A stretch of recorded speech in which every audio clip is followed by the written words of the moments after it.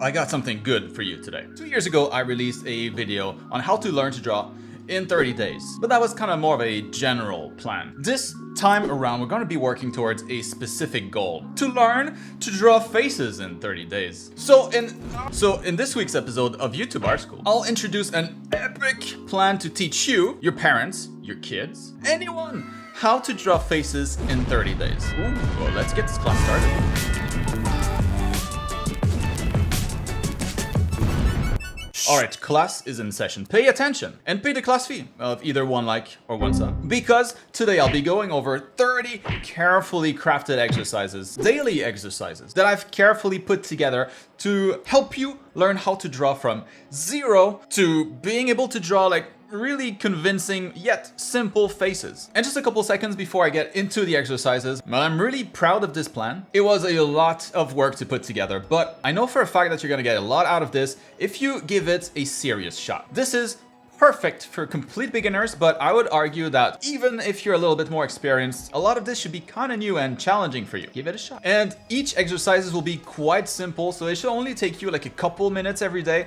It's not a big commitment at all. ADHD gang, I got you. I just don't recommend doing like a speed run of this. You'll get far better result if you just do the one exercise daily. And if you really want to do a little extra, then you should repeat that daily exercise multiple times. If anything, like that would be ideal. So with that, let's get started. Starting with day 1. We're gonna keep things easy to warm up, and the goal will simply be to draw a box and a sphere floating in space. Then we'll cut them in equal quarters. Now, of course, you could do this for the sphere, but challenge yourself and draw it in perspective by using a thin or a fat ellipse, symmetrically centered like this, as if the sphere was transparent. Then we can erase one side of the ellipse to make it opaque again.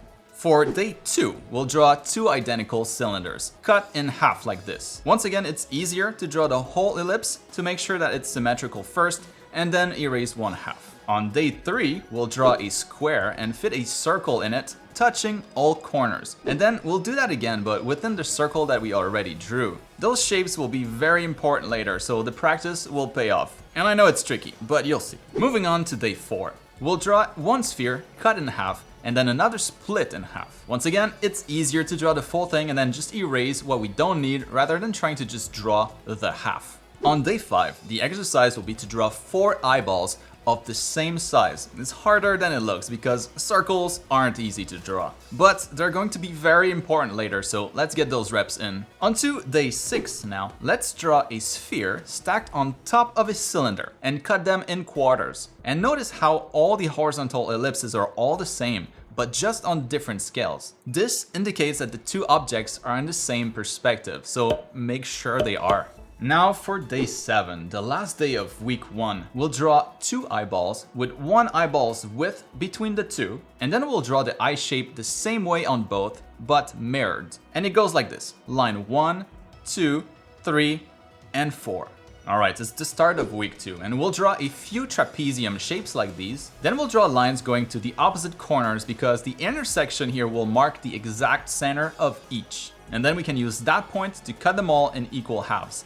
On day 9, we'll draw a circle and fit a square in it because this will help us find the head proportions every time. From there, we just need to add half a box below it, and we'll have this line here showing where the hairline should be, the eyebrows, the nose, and the chin. We know the eyes will be somewhere below the eyebrows, and the mouth will be located right between the nose and the chin. And this is one of the most important days so far, so make sure you get this right. Moving on to day 10. We'll repeat day 9 again to make sure that we remember our guidelines, but this time we can actually shape the jaw and add simple curves representing the ears, which we can conveniently place right between the nose and eyebrow guidelines. And we can quickly add placeholder facial features like these for now. On day 11, we'll draw the head proportions again, just like we did for the front view, but from the side this time. It's not very different, but once again we have the hairline, the eyebrows, the nose, chin, eyes somewhere here, and the mouth. And we can use the side of the circle to give us a decent profile. Pretty good already. We're far from done though. On day 12, we'll draw a simple box in perspective within a sphere. It sounds hard, but you'll see it's actually kinda easy. We just gotta start with a square and a circle like we did early on, then draw a third corner for the box. Then we can cut into the top and the bottom equally, and Connect the dots. Behold, a 3D box. Just make sure one side is clearly bigger than the other one. For day 13, we're now focusing on the eyes. So let's draw a square cut in quarters to find the eyebrows that are made up of 3 distinct lines, like these. Draw it again the same way on the other side, no copy pasting, and then right below we can draw 3 identical circles while leaving a bit of space on each side. And we just needed really the middle one to make sure that the eyes are at a nice width distance from each other. And then we can draw the eye shape on each. On day 14, the final day of week 2, we'll draw another box cut in 1/8 within a sphere with a subtle perspective like we did on day 12. And then we'll add a half box below to get all the guidelines we need to draw the face in perspective, similar to what we did from the front. Pretty cool. And I know it's getting harder, but at this point we're not going to be doing anything new, just variants of what we did so far. So for day 15, we'll draw the head shape again, but starting from a square alone this time. No circle. If we remember though, the top line of our box represented the hairline, so we could just add this part of the sphere that we used to draw to represent the top of the head. Now on day 16, we'll repeat what we did on day 15, but let's add the ears and the neck this time. Looks pretty convincing so far. What do you think? And just like that, we've already reached past the halfway point of the challenge. You're doing great, maybe. So hopefully a couple of things should have started to click by now, if you've been at this for a little over 2 weeks. The head proportions should start to feel pretty familiar, right? And if you're one of the 26,000 students part of my art school program, I'm sure a lot of this feels a lot easier for you, at least if you've made it to term 2 where we take a deep dive into the head anatomy. But if you're not a student yet and you'd love to learn how to draw faces, how to draw maybe the rest of the body, how to color, to learn the foundation that would allow you to draw anything that your mind can imagine, click the link down in the video description to learn all about my art school program, Art School for Digital Artists. And you'll even be able to get a rare 35% discount for the next couple of days to celebrate reaching past 26,000 registered students.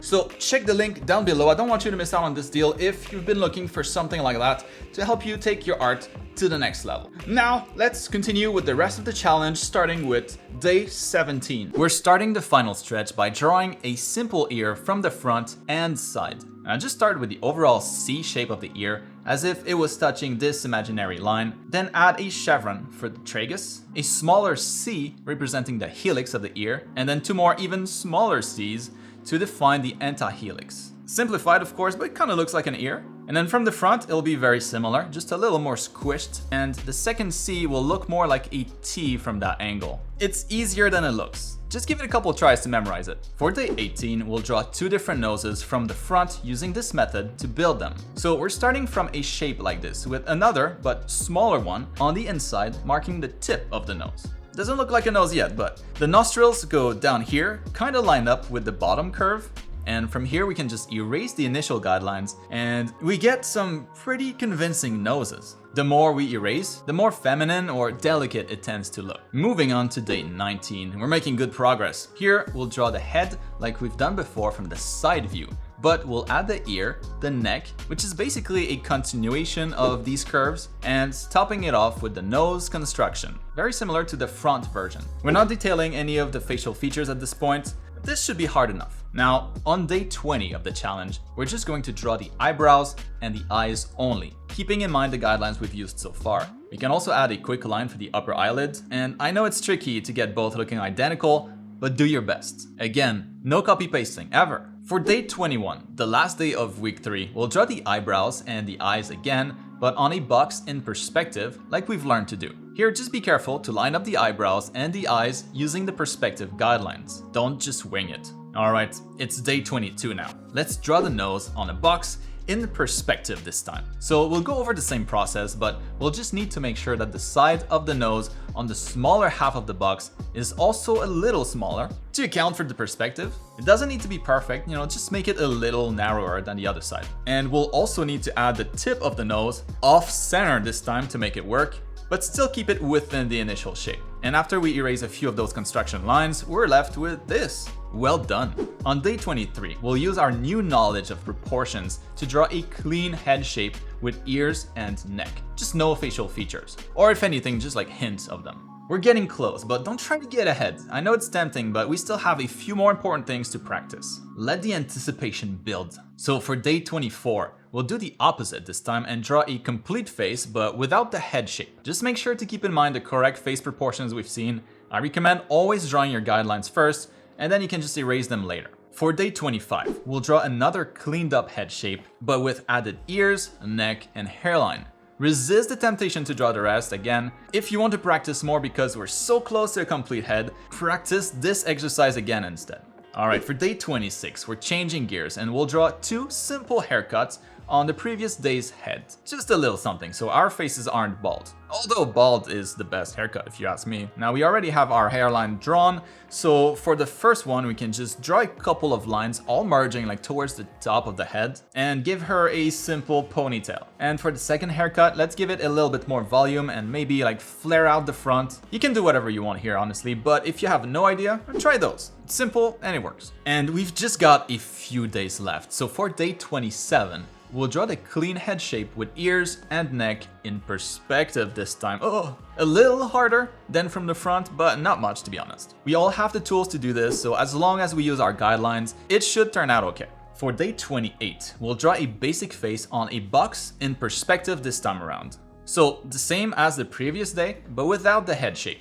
We're not skipping the guidelines though. And here comes day 29. Oh my god, we're almost done. This time, we'll draw a profile as best as you can, using all the new knowledge that you've learned the past couple of weeks. Don't try to do anything too fancy, just stick to what you've practiced. And for our final day, oh snap, it's finally time to draw a complete face, neck, ears, and simple haircut. Everything is finally coming together. And maybe try this in perspective for an extra challenge. I won't force you, but you should have all the experience to do it. And with that, I've just completed my own Learn to Draw Faces in 30 Days challenge. Now, it's your turn. Of course, I would love to see how you're doing if you're giving this a shot. So make sure you all use the same hashtag Learn to Draw in 30 days if you decide to post your progress daily on social media. And you should definitely search for the hashtag too to see how everybody else is doing. I personally did all the challenges digitally, as you saw, but don't hesitate to use like good old pen and paper. That's gonna work just as well. But if you do